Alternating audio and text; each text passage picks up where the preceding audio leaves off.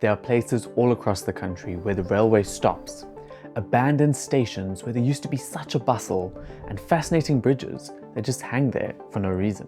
You'll find tracks disappearing into sand, trees, and grass. Kind of like nature has slowly began reclaiming what was one of the greatest engineering achievements of this country. An achievement so extraordinary that at its height, South Africa had one of the largest railway networks in the world. All across South Africa are thousands of kilometers of abandoned railway lines. They've been abandoned for a while, but there was a time when South Africa possessed one of the largest and most sophisticated railway networks anywhere in the world. A railway system that connected our ports, mines, farms, and rural areas to the cities. This was a network so vast that it became a backbone of our country's economy for more than a century. So what happened? And where can you find these ghost railways that were once so integral to the South African economy? Let's find out. South Africa's railway story begins in Durban. On the 26th of June 1860, the country's very first steam railway carried passengers between Durban city centre and the Point Harbour. The journey covered less than 4 kilometres. At that time, much of the interior remained difficult to reach, and ox wagons were the primary means of transporting goods over long distances. A single wagon could haul roughly 2 tons of cargo, moving at just over walking pace. This meant that crossing the country could sometimes take weeks and even months. In 1867, diamonds were discovered near Kimberley.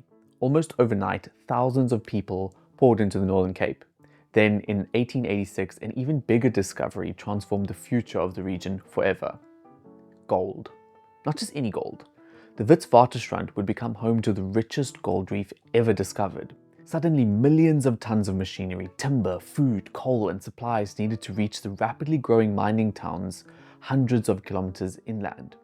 And, well, these ox wagons simply couldn't cope. The answer was obvious: the railway. Steam locomotives were revolutionary. Compared with the ox wagon carrying 2 tons at just a few kilometers an hour, a locomotive of that era could handle around 200 tons at speeds approaching 30 kilometers per hour.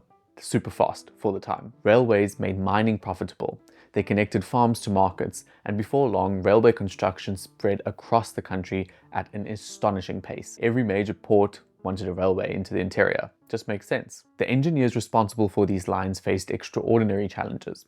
Instead of crossing flat plains that had to conquer mountain ranges, river valleys, rugged escarpments, massive steel bridges had to be erected to cross these river valleys, and tunnels were blasted through solid rock to make way for these railways.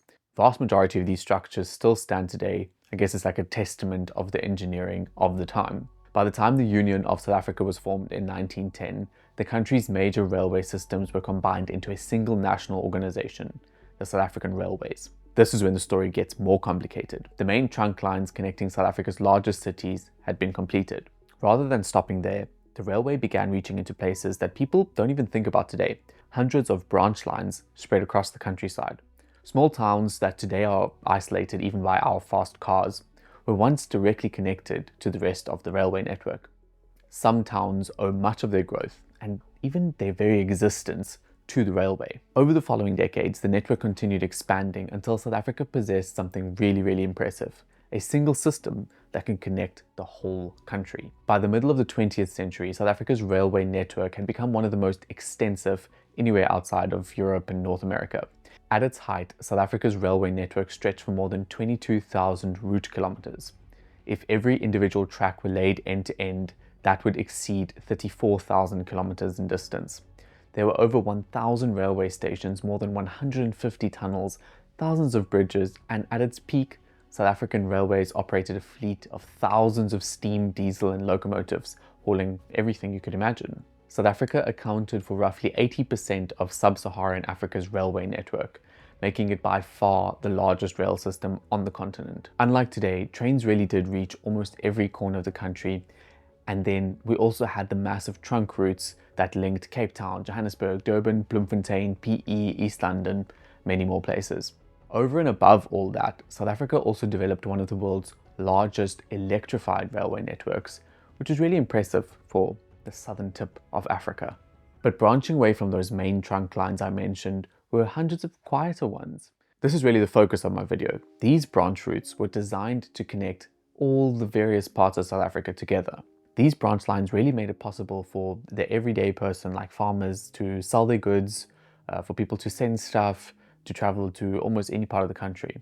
Entire local economies were built around the timetable. In some places, the arrival of the daily train was one of the biggest events of the day.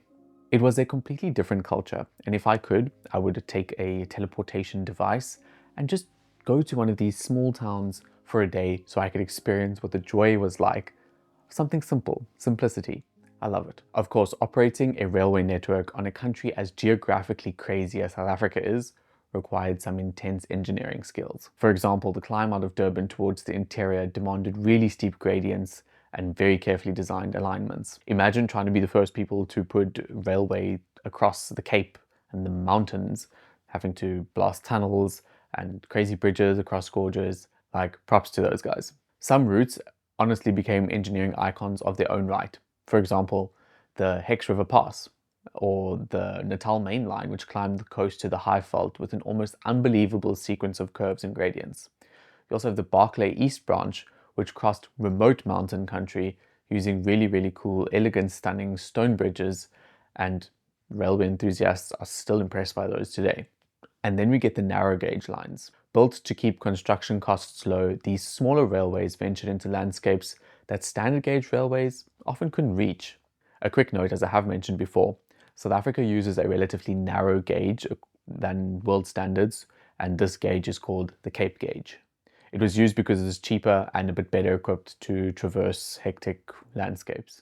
But these narrow gauge lines that I'm talking about were even more narrow than Cape gauge. These were 2-foot lines like the Avontuur Railway, which I'll get to in a few moments. Continuing to amaze the world when it opened in 1989, the opening of the Hex River Tunnel created the longest railway tunnel in Africa. The heavy haul export lines to Saldanha and Richards Bay became some of the most efficient freight railways anywhere on Earth.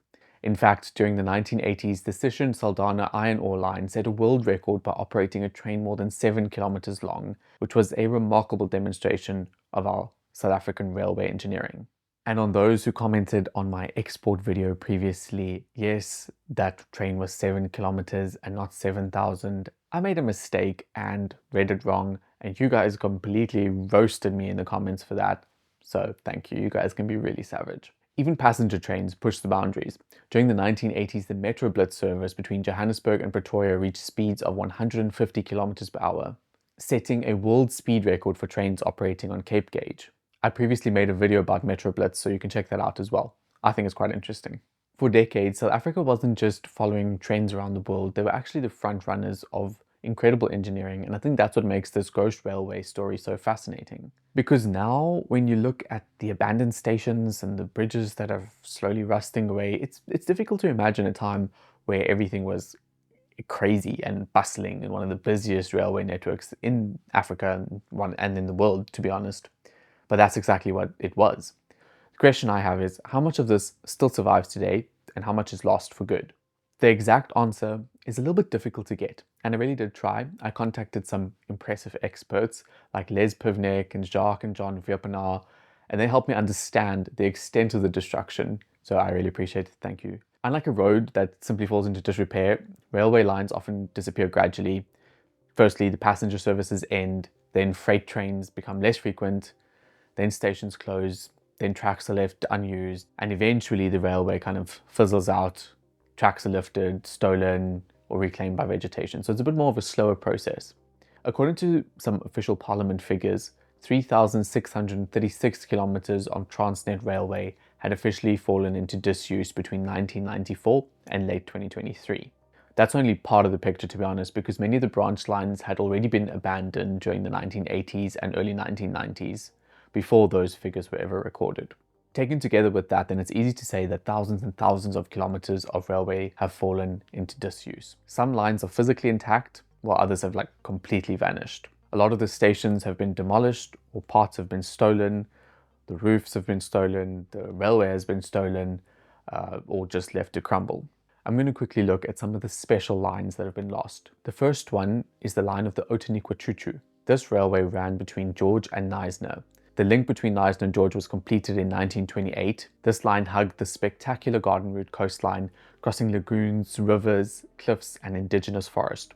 It became internationally famous as the Outeniqua Choo-Tjoe. For decades, passengers travelled across the breathtaking Cayman's River Bridge before winding through tunnels and along cliffs overlooking the ocean. A lot of people considered this to be one of the most scenic railway journeys anywhere in the world. Then in 2006, heavy storms caused a major landslide near Dolphin Point and the line was closed. Nearly 20 years later, regular trains still haven't returned. Although restoration is underway to hopefully bring something back. More on that later in this series. A little bit further east lies another extraordinary piece of engineering, the Avontuur Railway. This railway stretches almost 300 kilometers between Port Elizabeth and Avontuur, and it holds an interesting distinction.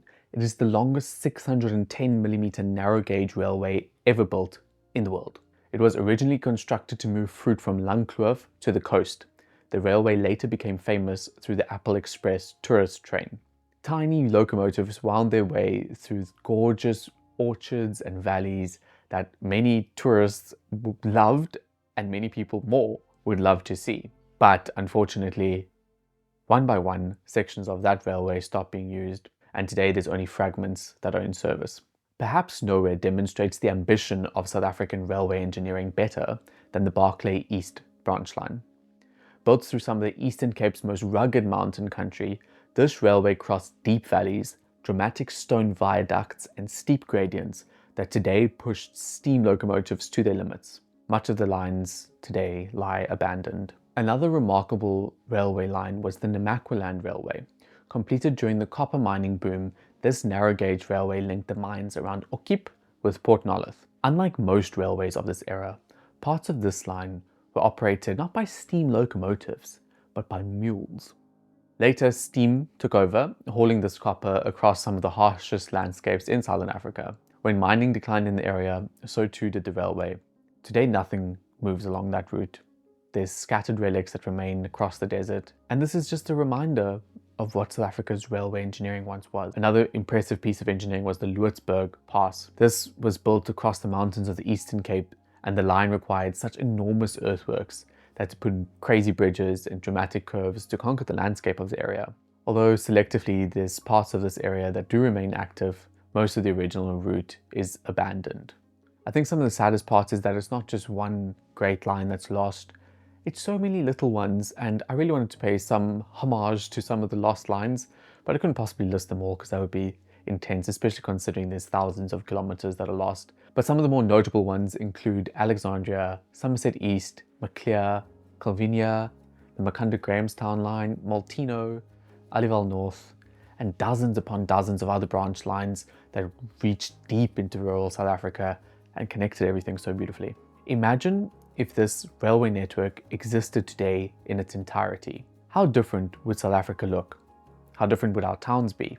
I'd genuinely love to hear, so pop it in the comments your thoughts on this. Because in the next episode, we're going to answer the question that you've probably been asking yourself this entire time. How did South Africa lose one of the greatest railway networks ever built? And I can promise you, it's not just what you're thinking it is. So stay tuned for part 2 of this railway series that I'm making. There's 3 parts, so this is the first in 3. So why don't you subscribe and click the bell icon so you can get notified about part 2 and part 3 of this railway series. Thank you very much for watching, and I will see you in the next video. Bye! For the true fans who stay to the end, how do you like my new camera? I like it. I think it looks quite cool. What are your thoughts? I just thought I'd share that this is a new thing going. I think it's nice. Anyway, just bonus for you. Also, go Bokke.